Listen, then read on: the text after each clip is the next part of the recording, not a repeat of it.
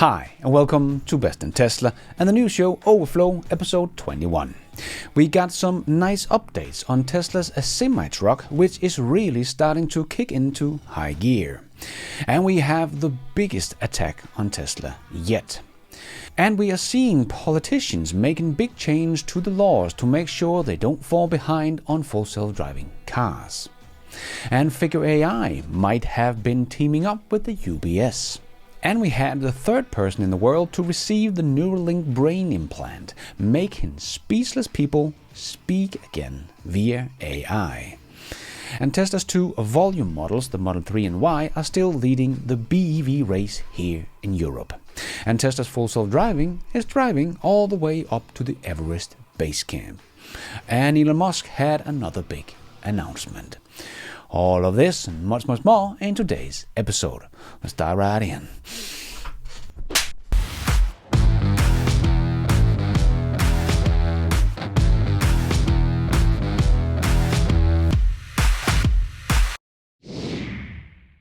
Let's put our living stereo stylus in this groove.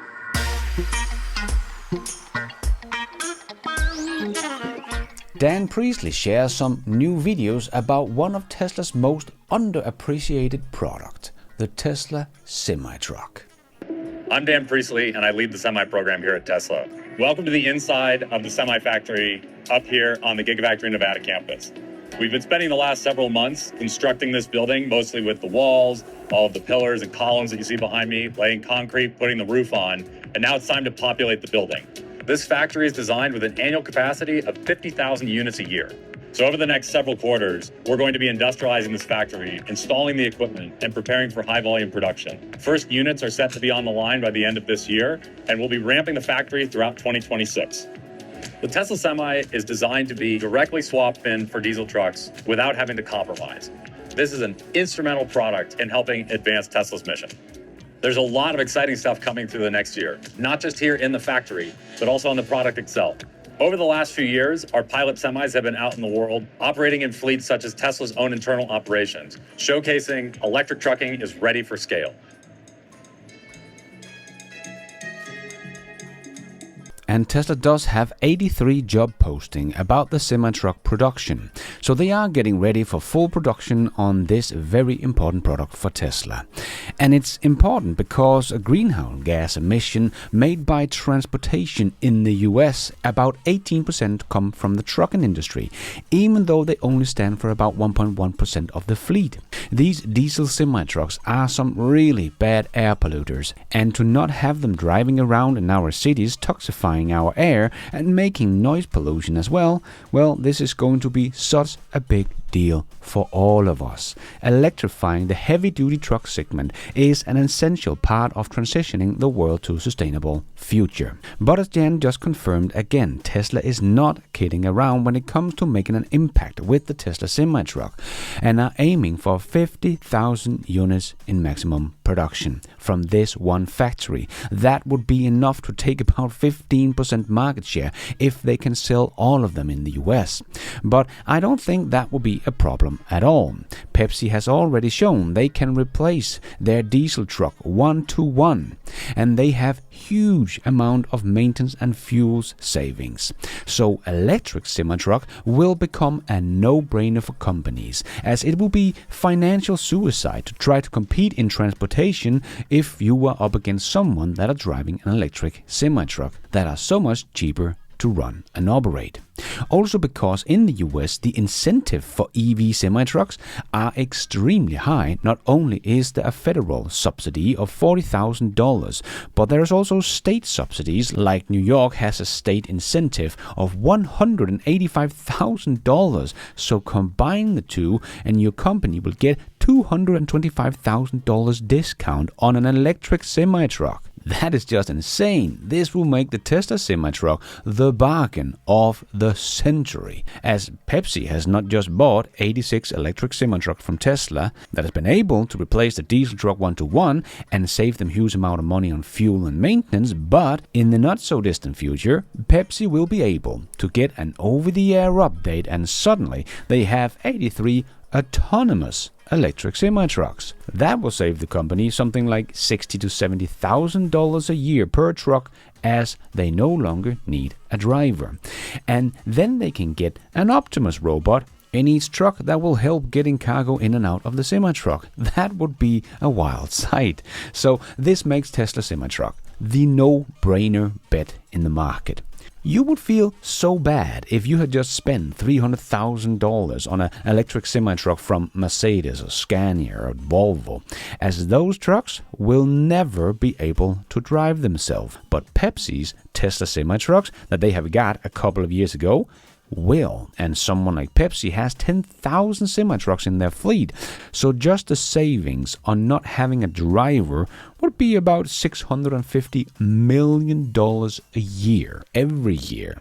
I think Pepsi will gladly wait another year or two to get the saving and keep buying Tesla semi-trucks, as they will see unsupervised full self-driving coming in a couple of months, then the ramp up the semi-truck production, and we know that Tesla is already testing the full self-driving system on the semi-trucks.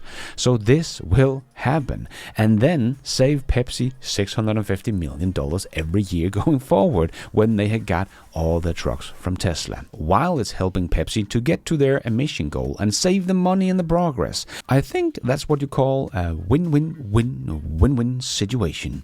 Tesla's semi-truck is going to sell like hotcakes with a diamond inside. Such an overlooked product for Tesla that will start real production this year. Yes, 2025 is going to be a wild one.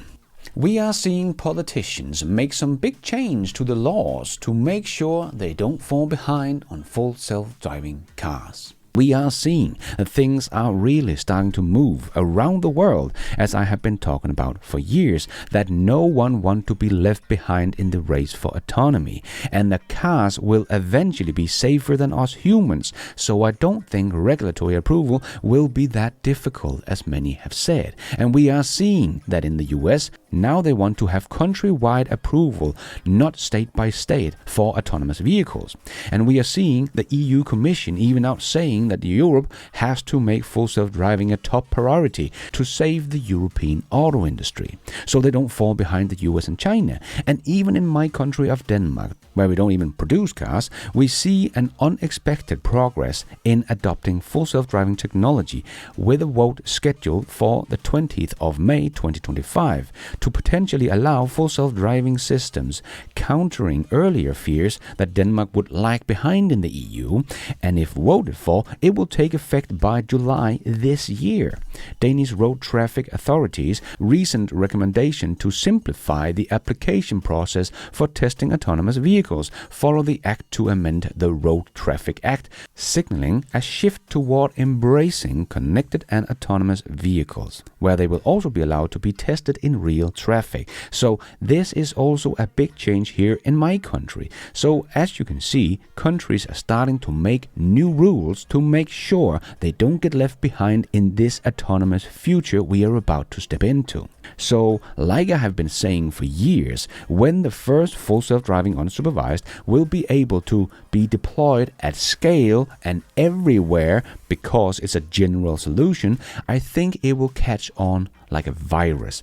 If one country allows it, many will follow suit very soon to not be left behind. And as regulators are very data-driven, I don't see how one can approve it and then the others won't. Especially as we have talked about before, not only will this save lives in countries that approves it, but it could potentially also boost the economy of that country, as now people that don't really want to own a car but need it for transportation can now just subscribe to transport as a service. And according to studies from Rethink and Tony Seba, that will free up close to $6,000 for car owners a year compared to buying a whole new car.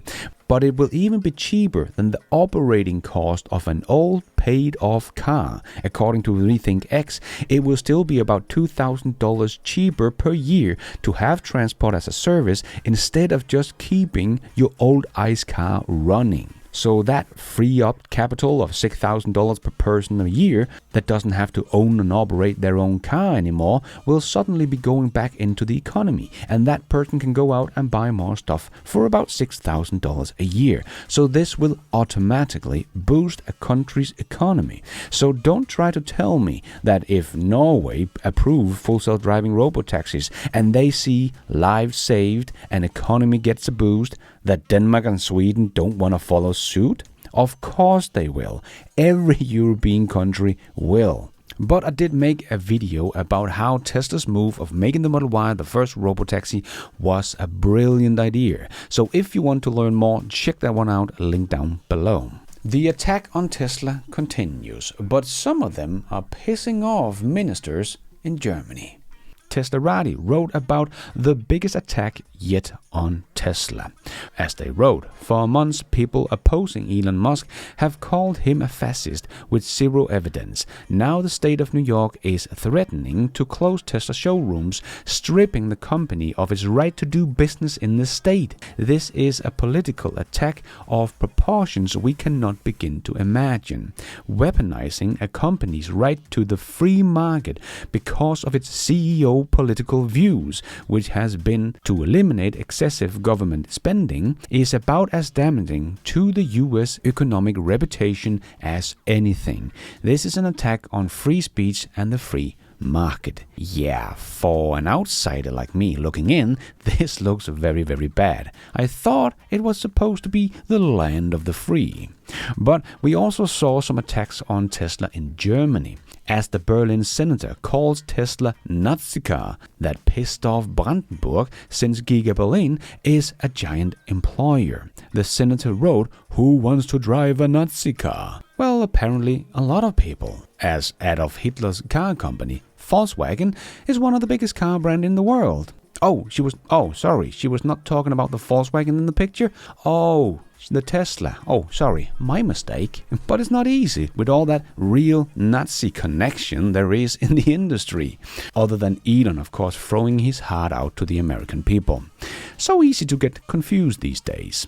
But the Brandenburg minister was pissed about this comment, as he wrote, "Such a Nazi comparison hurt the people who work there and is completely inappropriate for a Labour senator. I expect the Labour senator to retract her historically unacceptable comparison and return objectively to the major economic and labour market policy challenges that Berlin and Brandenburg should tackle together." Everyone can have their own personal opinion about Elon Musk, but it's important to me that we don't forget the people behind the Tesla factory in Grünheide. 11,000 people from 150 nations works here. More than half of the employees live in Berlin. Brandenburg and Berlin benefit from this in terms of employment and value creation.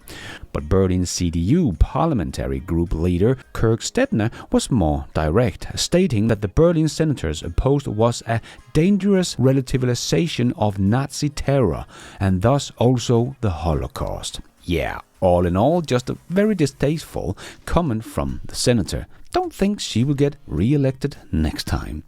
And let's squeeze in the last short news topics into this news show. Yes, it's time for the Tesla Shorts.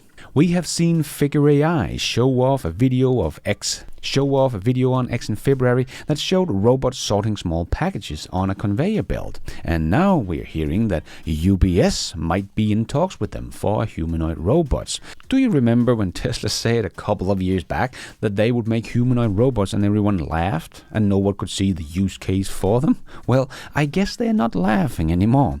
But nothing is confirmed yet with the UBS and Figure deal, but nice to see these partnerships start to form because, again, Tesla is in a great position. Not only do they also offer a humanoid robot and probably be the one getting to production at scale first, but Tesla also has autonomous vehicles. So Tesla could sell both the humanoid robot and a robo-van to someone like UBS, and they will have the whole package. Deliveries done 100% automated with full self-driving vans and humanoid robots.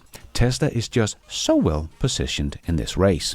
And the third person in the world to receive Neuralink brain implant made a video and talked to us even though he cannot speak. But thanks to Neuralink and XAI, he now can. Hi, I am Brad Smith. I'm the third person in the world to receive the Neuralink brain implant. I'm also the first person with ALS and the first nonverbal, which means that I rely on it for all communication. I am making this video using the brain-computer interface to control the mouse on my MacBook Pro. This is the first video edited with the Neuralink, and maybe the first edited with a BCI. This is my old voice narrating this video, cloned by AI from recordings before I lost my voice. And Croc also tuned in on X and wrote a personal update. I'm working with Neuralink on their chat app, empowering Brad to express himself at the speed of thought. Oh, that's going to be very interesting. I also helped Brad build his own keyboard training app. I don't know how to code, but Croc walked me through it and wrote the code. Yeah, Elon is making the future awesome.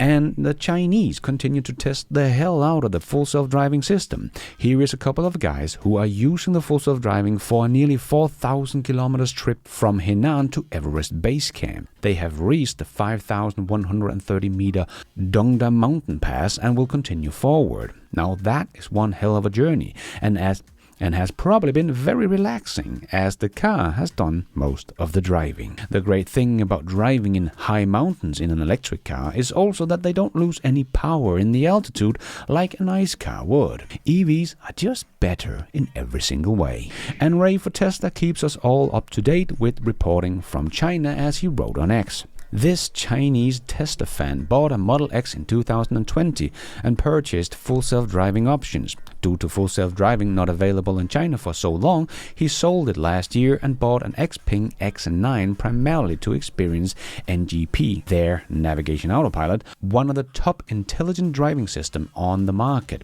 Meanwhile, he also owns a Model 3 and has used full self-driving since it was rolled out in February. Now he has purchased a new Model X with full self-driving as a family vehicle. X9 and Model X are similar in size and both come with intelligent driving system, yet he doesn't want to drive the X9 anymore. It shows how good full self-driving is, and I'm voting with my feet, he said. Yes, like I said many times before, full self-driving supervised and unsupervised is going to be a huge demand lever for Tesla to pull. And Elon shared this post about the difference in power generation between the US and China, also showing the predicted demand for energy thanks to AI, and the difference is massive, as Elon wrote, but was asked what would be the best power source to satisfy such demand, and Elon replied, solar and batteries. And Elon also reported Mario's post about robots doing surgery and wrote, robots will surpass good human surgeons within a few years and best human surgeons within 5 years. Neuralink had to use a robot for brain-computer electrode insertion, as it was impossible for a human to achieve the required speed and precision. And we had a lot of rumors about Tesla's new affordable Model Y variant or something like that in China, but it all seems a little weird and nothing really confirmed or good sources, so not gonna spend a lot of time on that. I will wait until we have some more reliable sources on the matter. And Tobias shared another example of full self-driving saving the day, as he wrote, and here is how computers are better drivers than humans. This happened to me a few days ago. My car with full self-driving capabilities on board saw the pedestrian early, predicted its path and started a smooth braking maneuver. The driver responsible for the car from the left was probably distracted, saw the guy way too late, hit the brakes hard. This could have ended all kind of ways. Always pay attention, people. Or at least get a car that has advanced assistant systems. And Electric Nick had this chart showing the BEV market share in the Nordic countries where I live. And as you can see, my country of Denmark has really gone ballistic over the last couple of years, overtaking both Sweden, Finland and Iceland in BEV market share. I think we will hit 80% BEV market share sometime during 2026. If that happens, we have gone from about 20% to 80% in just 4 years. Well, that's pretty fast. He also shared this chart where we can see Tesla's Model Y and Model 3 were still the best-selling BEVs in Europe in Q1. So even though Tesla shut down their factory in Berlin for several weeks, which only produced the Model Y, so 100% of the production has been stopped for several weeks in the Berlin factory. And the Model 3 was not being prioritized to export to Europe but sold in China, as I had shown before. But all of this has of course resulted in Tesla sales being down a lot in Q1, about 38% in Europe. But even though Tesla is down almost 40%, no one was able to overtake Tesla's 2 volume models as the best-selling EV models in Europe. Well, that was your chance. Now Tesla is ramping up production of the refreshed Model Y again, so I guess no one will catch up with Tesla's 2 volume models here in Europe in 2025 either. And Nick shared that this massive tree fell on top of the roof of a Tesla Model Y in China. The roof didn't cave in at all. These cars are incredibly strong. And Tesla tuned in and wrote, "Glass roof in our vehicles can withstand 4x the weight of the car." And the car weighs a couple of tons, so not bad. And Scheuer shared on X, Tesla reportedly have 300 test operators driving around in Austin, Texas, to prepare for their big June robotaxi launch, according to Business Insider. A spokesperson from the Austin Police Department said that Tesla has already held a testing day with first responders from Austin and the Texas Department of Policy Safety to prepare for the big launch. June can't come soon enough, gonna be awesome. Yes, indeed.